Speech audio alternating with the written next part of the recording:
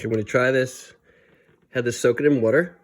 And we're going to put some of the salmon down that we roasted in the oven with some sesame oil. Of course, Screamin Onionz. We want a little heat. This is the medium one, so it's going to add a little bit of heat.